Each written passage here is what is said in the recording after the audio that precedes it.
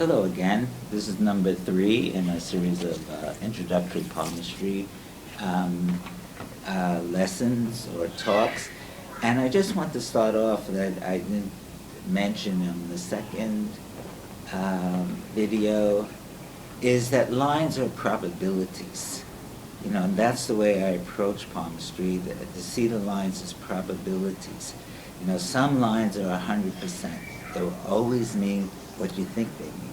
But there are lines that are between 90 and 100%. And so there's always exceptions as well. You know, there can be a line that has a 99% probability, but the person you're looking at might be in that 1% where it doesn't mean what you think it means. And there's also just exceptions, as I just said. You know, that somebody just doesn't fit into even the probability curves. That actually does occur, and then once in a while, in a rare while, I do meet a person that has transcended their lines for whatever reason. Can be sometimes a spiritual teacher can take on the karma of a person, and the person has transcended their lines. So there can be situations like that. There are also lines which I consider 150% probability, which means even if the person tells me the opposite, I don't believe him. There are certain incidents, especially looking at the early childhood relationship with the mother, relationship with the father. Sometimes a person just doesn't have a really clear understanding of what went on at that age. So as far as trauma and actually whether it was a good childhood or bad child, sometimes the person doesn't have a clue about actually really what went on. So I'm looking at in the hand in this type of way. So we did mention in the last course the primary and the secondary lines, the head line, the lifeline, and the heart line. Excuse me. And then the secondary lines, which is the most important one, is the sun lines, and the satin lines are the most important that you will see. Liver lines are also important. You will see that quite a bit as well. Now, what I wanted to take up today is mounts. Now, mounts are, if you look at a hand, you will see certain risings in different areas, and these are called mounts. And they're supposedly like nerve fiber bundles that are under each mount. And they represent development. So the bigger the mount, that means the more developed a person is. So if you see a person whose palm is quite developed, like you see his mounts are big and they're very, very obvious and very easy to see, you know this person is pretty developed, and actually he's able to, or she is able to take care of themselves and to be responsible and to be reliable, actually, because they're able to be. So the mounts are very important. But I have to tell you the truth that at first I couldn't see mounts. It took me a while before I learned to be able to see mounts. So these are distinct risings. And then under each finger, which I do recommend that you do memorize all these different nomenclatures, which I am going to present to you. So under each finger, which now I am going to show you this chart, you'll see, and under each finger there's the mount. So starting with the thumb, Venus is under the thumb, which actually the thumb is and Venus are joined together as one. Then you have the index finger, which is the Jupiter finger. Then we have Saturn finger. We have Sun finger, we have Mercury finger, and under each of those fingers is a mount. So now if you look on this part of the palm, you come to the moon area. That is the moon area, and the other side is the Venus area. And below the moon area is Pluto, and in the middle between the Venus and the moon is Neptune.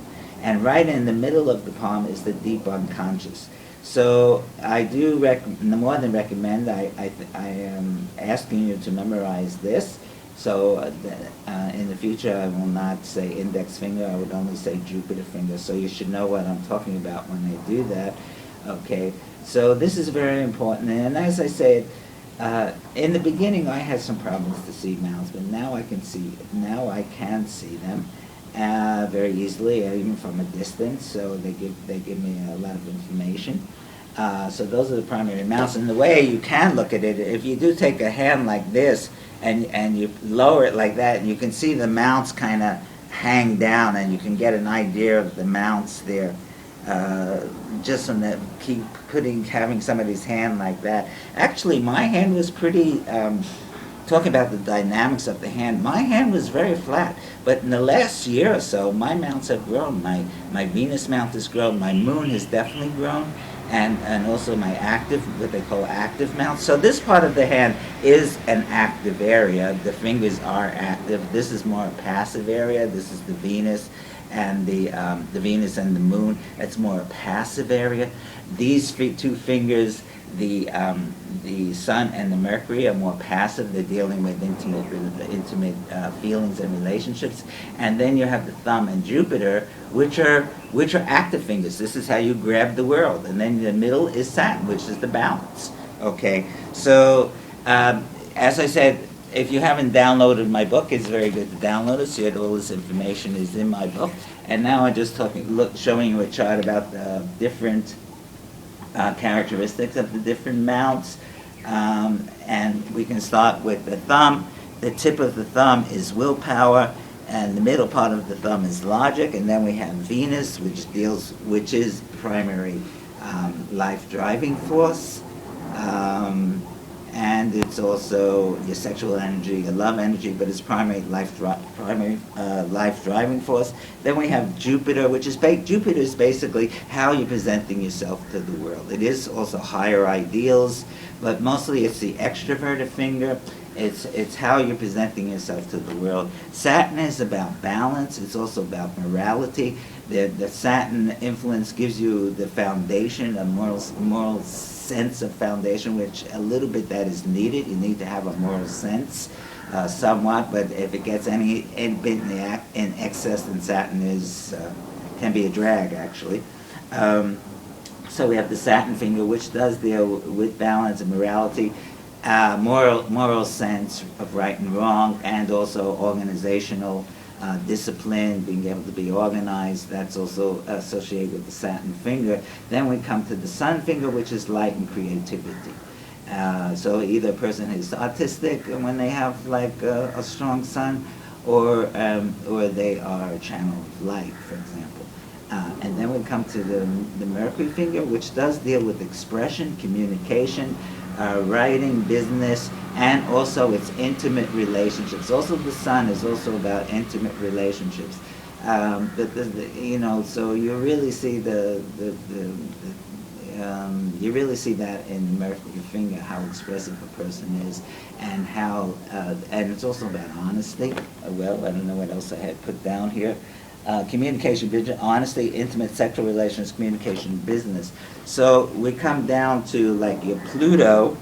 Now Pluto is about transformation, but it's transformation through destruction of the boundaries. So when you say somebody has a prominent Saturn and prominent Pluto, you're knowing that this life is about transformation, about spiritual advancement. And it may usually, more so than not, that person is having a difficult life, depending on how much they're resisting the changes that need to happen or not. We have then Neptune, which is in between the Venus and the Moon. And Neptune in palmistry deals with spirituality. So any lines that are in the Neptune, it tells me about spiritual seeker.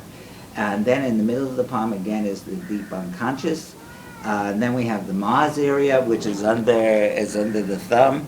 And the male Mars area does deal with aggression. It does deal with power, relationship to one's own power. Also, if one has aggression issues, the Mars is about that. And then on the other side here, we talk about the female Mars, the mother issues, courage and fortitude.